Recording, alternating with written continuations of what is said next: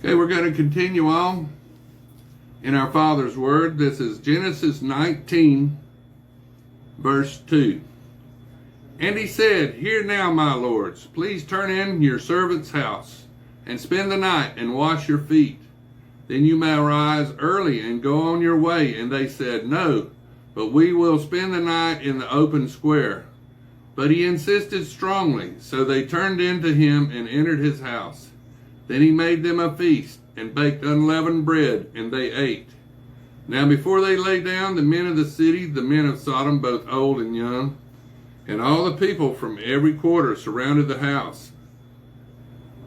And they called to Lot and said to him, Where are the men who came to you tonight? Bring them out to us, that we may know them carnally.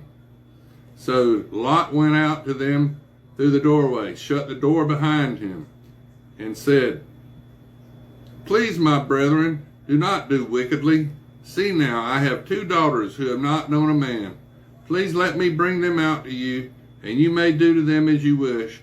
Only do nothing to these men, since this is the reason they have come under the shadow of my roof. And they said, Stand back. And then they said, This one came in to stay here, and he keeps acting as a judge. Now we will deal worse with you than with them. So they pressed hard against the man Lot, and came near to break down the door. But the men reached out their hands and pulled Lot into the house with them, and shut the door. And they struck the men who were at the doorway of the house with blindness, both small and great, so that they became weary trying to find the door. Then the men said to Lot, Have you anyone else here, son-in-law, your sons, your daughters, and whomever you have in the city? Take them out of this place, for we will destroy this place, because the outcry against them has grown great before the faces of the Lord, and the Lord has sent us to destroy it. So Lot went out and spoke to his son-in-laws, who had married his daughters, and said, Get up and get out of this place, for the Lord will destroy this city. But to his son-in-law, he seemed to be joking. When the morning dawned, the angels urged Lot to hurry, saying, Arise, take your wife and your 2 daughters who are here, lest you be consumed in the punishment of the city.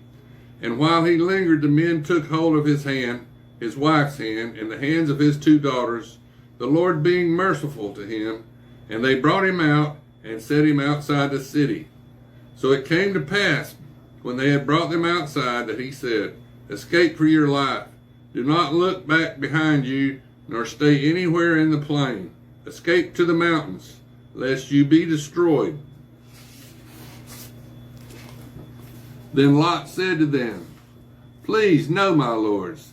Indeed now, your servant has found favor in your sight, and you have increased your mercy, which you have shown me by saving my life. But I cannot escape to the mountains, lest some evil overtake me and I die.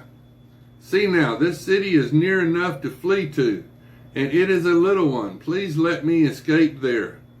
Is this not a little one?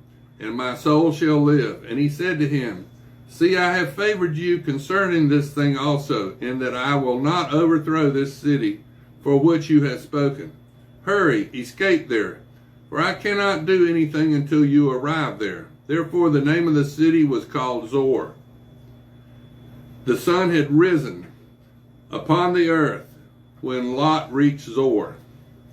Then the Lord rained brimstone and fire on Sodom and Gomorrah from the Lord out of the heavens.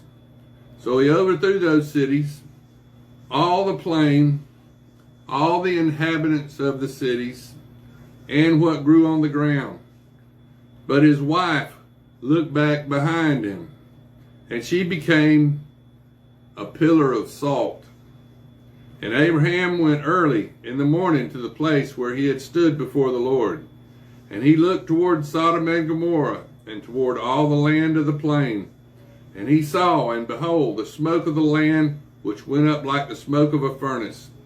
And it came to pass, when God destroyed the cities of the plain, that God remembered Abraham, and sent Lot out of the midst of the overthrow, when he overthrew the cities in which Lot had dwelt. Then Lot went up out of Zor and dwelt in the mountains. And his 2 daughters were with him, for he was afraid to dwell in Zoar. And he and his 2 daughters dwelt in a cave. Now the firstborn said to the younger, Our father is old, and there is no man on the earth to come in to us as the custom as all the earth. Come, let us make our father drink wine, and we will lie with him, that he may preserve the lineage of our father. So they made their father drink wine that night, and the firstborn went in and lay with her father, and did not know when she lay down or when she arose. It happened on the next day that the firstborn said to the younger, Indeed, I lay with my father last night. Let us make him drink wine tonight also, and you go in and lie with him, that we may preserve the lineage of our father. Then they made their father drink wine that night also. And the younger arose and lay with him, and did not know when she lay down or when she arose. Thus both the daughters of Lot were with child by their father. The firstborn bore a son and called his name Moab, and he is the father of the Moabites to this day. And Ruth was a Moabite woman. And in the younger she also bore a son and named his name Ben-Ami. He is the father of the people of the Ammon to this wife. She is my sister. And Abimelech, king of Gerar, sent and took Sarah. But God came to Abimelech in a dream by night and said to him, Indeed, you are a dead man because of the woman whom you have taken, for she is a man's wife. But Abimelech had not come near her, and he said, Lord, will you slay a righteous nation also? Did he not say to me, She is my sister? And she, even herself, said, He is my brother. In the integrity of my heart and the innocence of my hands, I have done this. And God said to him in a dream, Yes, I know that you did this in the integrity of your heart, for I am also within you from sinning against me. Therefore I did not let you touch her.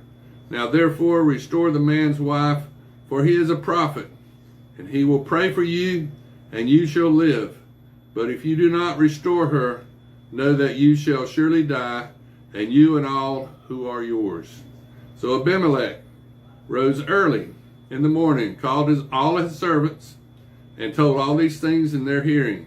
And the men were very much afraid. And Abimelech called Abraham and said to him, What have you done to us? How have I offended you, that you have brought on me and on my kingdom a great sin?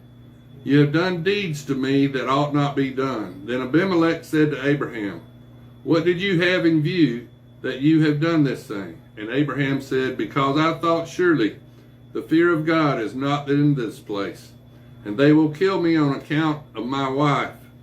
But indeed she is truly my sister. She is the daughter of my father, but not the daughter of my mother. And she became my wife. And it came to pass, when God caused me to wander from my father's house, that I said to her, This is your kindness that you should do for me. In every place, wherever we go, say of me, He is my brother.